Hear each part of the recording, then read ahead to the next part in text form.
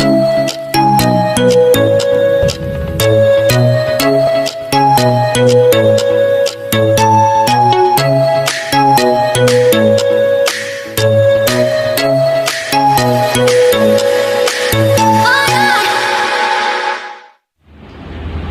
assalamualaikum warahmatullahi wabarakatuh.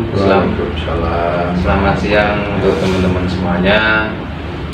Hari ini kami akan sedikit ngobrol santai dengan Pak D, atau dengan biasa nama lengkapnya yaitu Bapak Timotius Kabul, atau biasa yang disebut oleh teman-teman Pak D.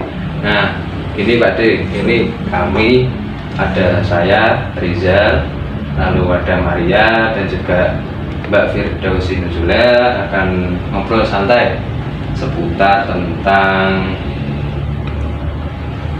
Trinitas dalam agama Kristiani.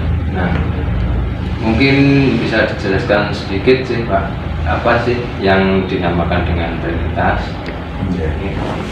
Ya, terima kasih Rizal, lalu Maria dan Firdaus ya. Terima kasih atas kunjungannya.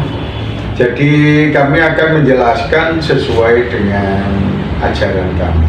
Jadi tentunya kita bersyukur kalau di Indonesia ini kita boleh saling belajar ya.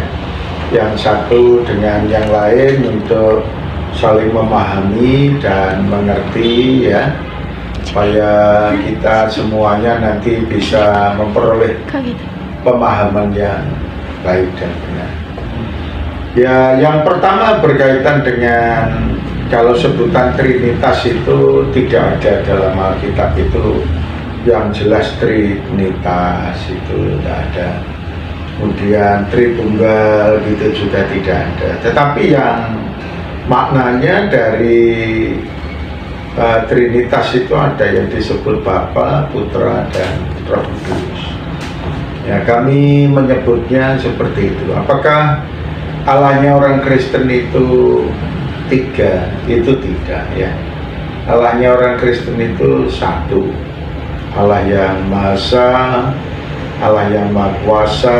Dalam Perjanjian Lama disebut Bapa, dalam Perjanjian Baru disebut Putra, yaitu Yesus Kristus. Dalam sesudah Kristus mati dan kembali ke tahtanya, dan dia mengutus yaitu Roh Kudus.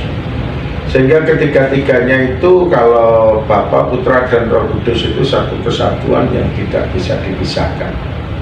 Sama seperti kalau saya menggambarkan, sama seperti kalau kita ngupas mangga ya, tahu mangga ya semua? Ya, tahu ya. Mangga itu kalau dikupas, kulitnya namanya kulit apa kira-kira? Kulit mangga ya. Dagingnya disebut daging mangga. Bijinya biji mangga. Jadi ketiga-tiganya juga disebut.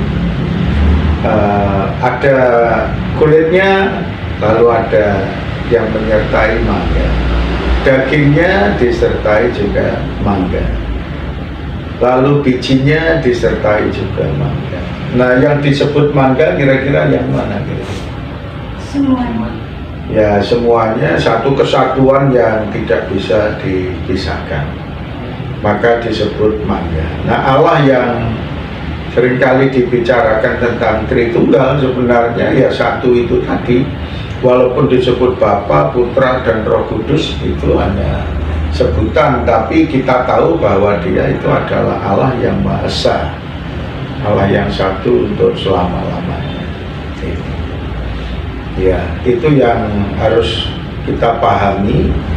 Seringkali itu menjadi perdebatan, Allahnya orang Kristen tiga. Sebenarnya bukan seperti itu.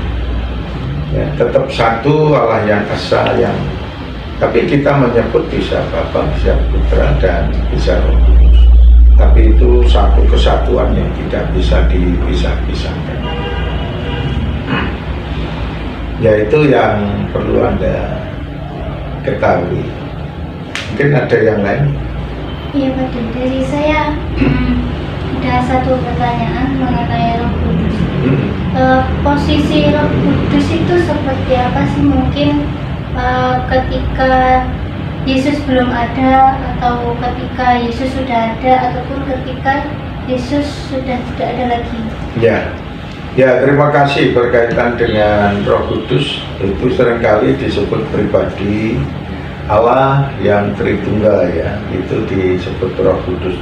Nah, pada zaman Perjanjian Lama dalam kitab Kejadian, ini pasal yang pertama itu juga menyebutkan kepada kita. Kejadian pasal yang pertama ayat 1 dan ayat yang kedua yang berkata kepada kita, pada mulanya Allah menciptakan langit dan bumi. Bumi belum berbentuk dan kosong. Gelap gulita menutupi samudera raya, dan roh Allah, di sini disebut roh Allah, melayang-layang di atas permukaan air. Tapi kalau dalam Perjanjian Baru, dalam kitab Injil Yohanes itu disebut mengenai roh penolong ya, jadi roh kebenaran. Dan dalam kitab Injil Yohanes 14 ayat yang ke-17, 16-17, aku akan minta kepada Bapa dan Ia akan memberikan kepadamu seorang penolong yang lain, supaya Ia menyertai kamu selama-lamanya, yaitu roh kebenaran. Ayat yang ke-25 itu juga mengatakan, ayat 26, 25-26 ya, semuanya itu kukatakan kepadamu selagi aku berada bersama-sama dengan kamu, tetapi penghibur yaitu Roh Kudus yang akan diutus oleh Bapa dalam namaku, dialah yang akan mengajarkan segala sesuatu kepadamu dan akan mengingatkan kamu akan semua yang telah kukatakan kepadamu. Jadi perannya Roh Kudus dalam Perjanjian Lama, kemudian dalam Perjanjian Baru, sampai saat ini perannya tetap ada. Karena Dia Allah yang tidak bisa dipisah-pisahkan dalam masa penciptaan, dalam masa penebusan, dalam masa penghiburan dan pertolongan. Roh Kudus itu selalu ada. Ada lain? Saya, Firdaus. bagaimana asal-usul penyebutan Yesus itu adalah Allah? Ya, kapan gitu ya? Ya, memang dalam Perjanjian Lama pun kalau kita melihat dijelaskan ini di sini dalam Perjanjian Lama ini saya bacakan ya.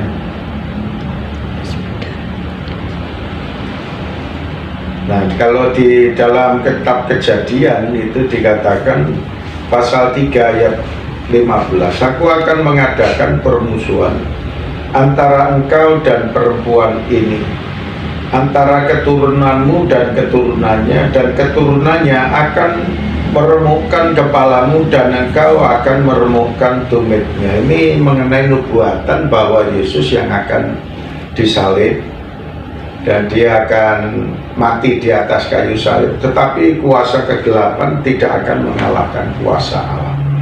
Ini sudah tertulis dalam kitab Kejadian pasal 3 ayat yang ke-15. Ini kitab nubuatan. Lalu dalam kitab Yesaya, ini juga dikatakan ya, Yesaya 14. Ini juga mengajarkan kepada saudara dan saya mengenai berbaliknya. Yesaya, tak carikan dulu. Ya, mengenai perempuan muda ini Yesaya 7 ayat 14 berkata kepada kita, ini juga merupakan kitab nubuatan. Sebab itu Tuhan sendirilah yang akan memberikan kepadamu suatu pertanda. Sesungguhnya seorang perempuan muda mengandung dan akan melahirkan seorang anak laki-laki, dan Ia akan menamakan dia Immanuel. Ini nubuatannya bahwa Yesus akan lahir dalam dunia. Nah, tadi pertanyaannya apa? Sejak asal-usul penyebutannya Yesus. Ya, penyebutannya Yesus itu di sini ya. Perempuan muda, kemudian di dalam kitab Injil Matius juga dikatakan, ini harus dicari dulu ya. Nah, ini harus mencarikan kamu nih. Ini. Ya, ini ayat yang ke Matius pasal 1 ayat yang ke-23 yang berkata kepada kita, sesungguhnya anak darah itu akan mengandung dan melahirkan seorang anak laki-laki, dan mereka akan menamakan dia Immanuel, yang berarti Allah menyertainya. Lalu dalam kitab Injil Lukas juga disebutkan ya. Nah, ini saya harus carikan Lukas pasal yang kedua.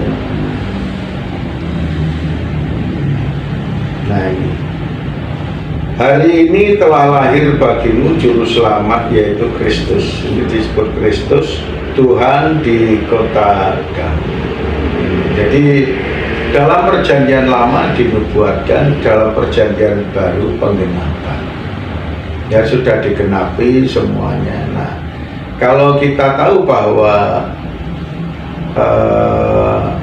kedatangan Kristus itu, Yesus Kristus itu sudah diberitahukan terlebih dahulu. Istilahnya bahasa kami adalah dinubuatkan.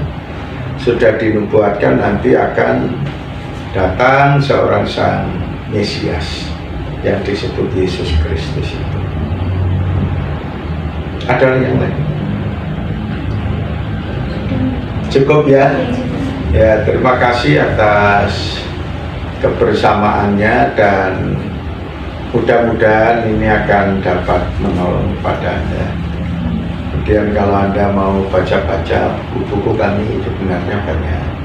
Itu bisa untuk perpustakaan. Jadi kalau kita belajar kepustakaan, nanti kita akan semakin mengerti. Ya, jadi silakan nanti terus belajar. Belajar itu bukan berarti keimanan kita luntur karena belajar, ya. Jadi saya juga mempelajari Islam, Hindu, Buddha, Kristen, Katolik, Konghucu, Kejawen, itu pun kami pelajari. Tujuannya apa? Supaya kami paham, supaya kami mengerti. Jadi nanti karena mereka punya pengajaran masing-masing sesuai dengan pemahaman. Jadi kalau kita ini sama-sama mengerti, nanti kita ini tidak akan saling menyalahkan, tidak saling menjatuhkan yang satu dengan yang lain. Ya, terima kasih atas kerjasamanya dan kebersamaannya. Tuhan memberkati Anda semua. Terima kasih dari Pak D atas ngobrol dengan kami seputar tentang Trinitas dari umat Kristiani. Terima kasih banyak Bapak sudah memberikan jangan seputar Trinitas yang ada di umat Kristiani. Bila mana kami dari kami apabila ada kurang lebihnya, kami mohon maaf. Assalamualaikum warahmatullahi wabarakatuh.